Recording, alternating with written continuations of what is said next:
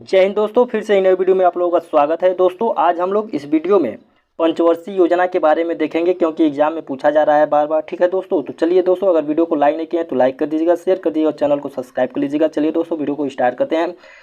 योजना आयोग, ठीक है, तो इसका गठन कब किया गया? तो योजना आयोग का जो गठन किया गया दोस्तों, यह 15 मार्च। और योजना आयोग के प्रधानमंत्री अध्यक्ष होते हैं। ठीक है, योजना आयोग के अध्यक्ष कौन होते हैं? प्रधानमंत्री होते हैं। और अगर क्वेश्चन पूछा जाए कि पहले अध्यक्ष कौन थे योजना आयोग के, तो पंडित जवाहरलाल नेहरू। ठीक है, और उपाध्यक्ष गुलजारी लाल नंदा थे। ठीक है, अब एक आता है राष्ट्रीय विकास परिषद। इसका गठन क्यों किया गया था? तो इसका गठन जो है दोस्तों, सबसे पहले कि 6 अगस्त 1952 को इसका गठन किया गया था।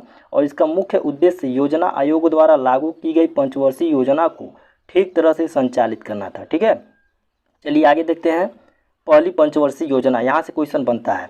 इसकी अवधि 1951 से 1956 तक थी। यह इसका मॉडल था हैरल्ड डोमर मॉडल। ठीक है, उद्देश्य क्या था? तो कृषि विकास इसका उद्देश्य था।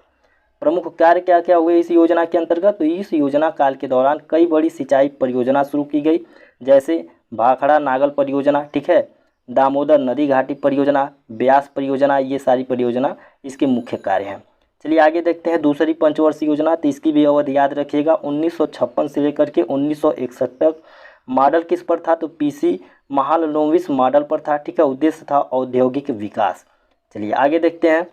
इसका प्रमुख कार्य कौन कौन सा है? तो इसके महत्वपूर्ण उद्योग जैसे दुर्गापुर, भीलाभाई, राउरकेला के इस्पात कारखाने स्थापित किए गए। ठीक है, अब आता है तीसरी पंचवर्षीय योजना। तो इसकी अवधि 1961 से लेकर के 1966 तक थी। ठीक है, इसका उद्देश्य था कि आत्मनिर्भरता और कृषि एवं औद्योगिक विकास।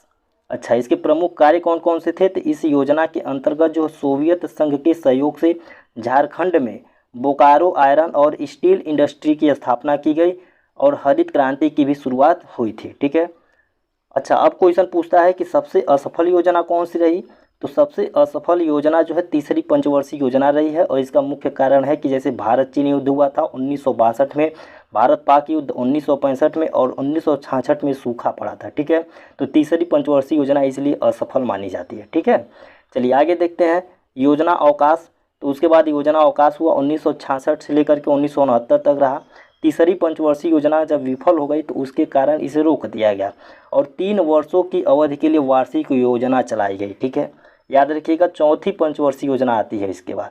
तो इसकी अवधि याद रखिएगा 1969 से लेकर के 1974 तक। ठीक है, इसकी अवधि है। इसका मुख्य उद्देश्य था कि स्थिरता के साथ आत्मनिर्भरता, कृषि तथा सिंचाई पर महत्व। ठीक है, इस योजना में भारत की कृषि वृद्धि दर सर्वाधिक रही। इस पॉइंट को याद रखिएगा। प्रमुख कार्य थे कि 14 बैंकों का राष्ट्रीयकरण हुआ, इसरो की भी स्थापना हुआ था। ठीक है, चलिए आगे देखते हैं। पाँचवीं पंचवर्षीय योजना। तो पाँचवीं पंचवर्षीय योजना, इसकी अवधि 1974 से लेकर के 1978 तक रही है। उद्देश्य था गरीबी उन्मूलन तथा आत्मनिर्भरता पर बल। ठीक है, गरीबी उन्मूलन और आत्मनिर्भरता पर बल। प्रमुख कार्य था पहली बार गरीबी हटाओ का नारा दिया गया। याद रखिएगा इस पॉइंट को। ठीक है, ये पॉइंट बहुत बार पूछा जाता है कि गरीबी हटाओ, ये क्वेश्चन बन जाता है कि गरीबी हटाओ का नारा किस पंचवर्षीय योजना में दी गई थी? तो गरीबी हटाओ का नारा पाँचवीं पंचवर्षीय योजना में दी गई थी। ठीक है, और यह पहली योजना थी जो केवल 4 साल ही चली थी। याद रखिएगा, ठीक है, जो केवल 4 साल चली थी। कौन सी? पाँचवीं पंचवर्षीय योजना। उसके बाद आ जाता है दूसरा योजना अवकाश। ठीक है, तो ये जो दूसरा योजना अवकाश, इसका अवधि है 1978 से लेकर के 1980। और मोरारजी देसाई के नेतृत्व वाली जो सरकार ने पाँचवीं योजना को बंद करके वार्षिक योजना चलाई थी। चलिए आगे देखते हैं। छठी पंचवर्षीय योजना, इसकी अवधि 1980 से लेकर के 1985 तक रही है। उद्देश्य है गरीबी उन्मूलन और रोजगार में वृद्धि। ठीक है, प्रमुख कार्य क्या था कि नाबार्ड की स्थापना 1982 में। इसका फुल फॉर्म में भी याद रखिएगा, एग्जाम में कई बार पूछा जाता है, national bank for agriculture and development, और इसका हेडक्वार्टर मुंबई है। ठीक है, चलिए आगे देखते हैं। सातवीं पंचवर्षीय योजना, इसकी अवधि 1985 लेकर 1990 तक है। ठीक है, उद्देश्य क्या था? तो रोजगार, शिक्षा तथा जन स्वास्थ्य का विकास करना। ठीक है, प्रमुख कार्य था कि गरीबी की माप सबसे पहले इसी योजना के दौरान की गई थी। तो ये भी अपने आप का एक क्वेश्चन बन जाता है कि गरीबी की माप सबसे पहले किस योजना में की गई थी? तो सातवीं पंचवर्षीय योजना में। ठीक है, भोजन, काम और उत्पादन का नारा इसी योजना में दिया गया था। ये भी पॉइंट याद रखिएगा। चलिए आगे देखते हैं। तीसरा योजना अवकाश। तो 1990 से, ये 1992 नहीं है, ठीक है, ये हो जाएगा 1990 से लेकर के 1992 तक चली थी। इसी दौरान जो है भारत आर्थिक संकट से जूझ रहा था, ठीक है, इसी कारण वार्षिक ये जो है तीसरी वार्षिक योजना चलाई गई थी। अब आता है 8वीं पंचवर्षीय योजना। तो इसकी अवधि याद रखिएगा 1992 से लेकर के 1997 तक। उद्देश्य था मानव संसाधन का विकास, ठीक है।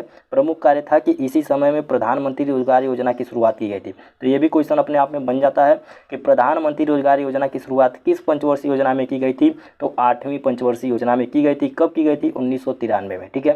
चलिए अगला पंचवर्षीय योजना देखते हैं, 9वीं पंचवर्षीय योजना।